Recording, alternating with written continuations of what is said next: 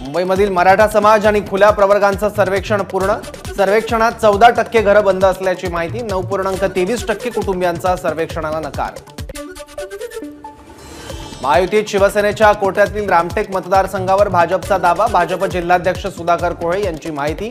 रामटेकमधून कुणी लढायचं याचा अंतिम निर्णय केंद्रीय नेतृत्व घेईल। रामटेक मतदारसंघात पुढचा खासदार कमळावरचा राहील।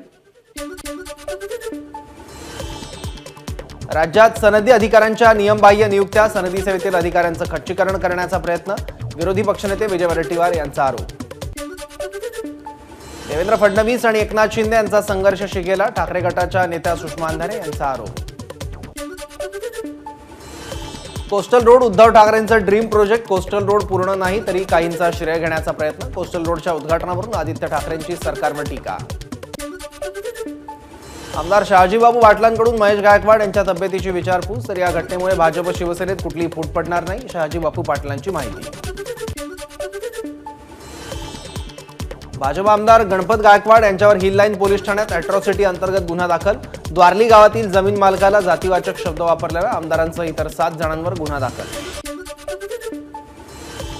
राज्यात 40 ठिकाणी रोपवेची उभारणी होणार। प्राचीन मंदिरं, गडकिल्ल्यांवर पर्यटकांना पोहोचता यावं यासाठी निर्णय।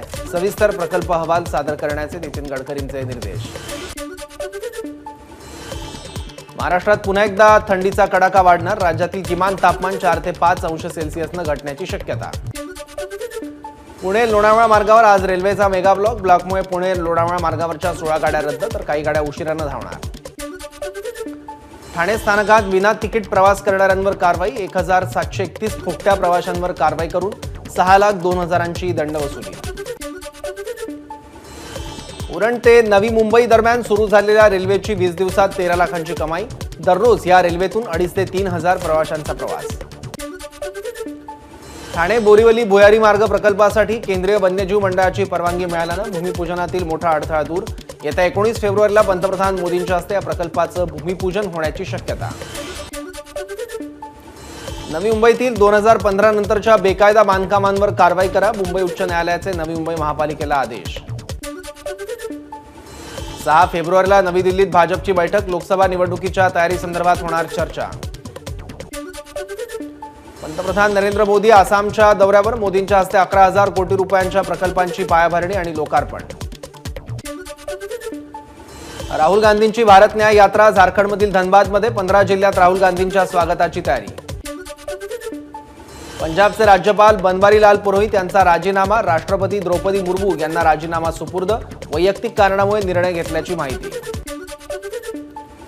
काँग्रेस नेते अशोक गेहलोत यांना कोरोनासह स्वाईन फ्लूची लागण। सोशल मीडियावर पोस्ट करत गेहलोत यांनी दिली माहिती। गेहलोत यांचे पुढील सर्व कार्यक्रम रद्द।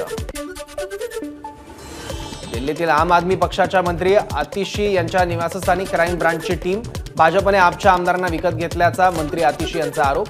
त्या संदर्भात क्राईम ब्रांचची टीम आतिशी यांच्या निवासस्थानी। जम्मू आणि काश्मीरमधील राजौरीतील पीर पंजाल भागात बर्फवृष्टी। आल्हाददायक वातावरणामुळे पर्यटकांच्या संख्येत वाढ। जम्मू काश्मीरमध्ये जोरदार बर्फवृष्टी। श्रीनगरमध्ये बर्फाची चादर। दैनंदिन व्यवहार आणि वाहतुकीवर मोठा परिणाम। एबीपी माझा, उघडा डोळे बघा नीट।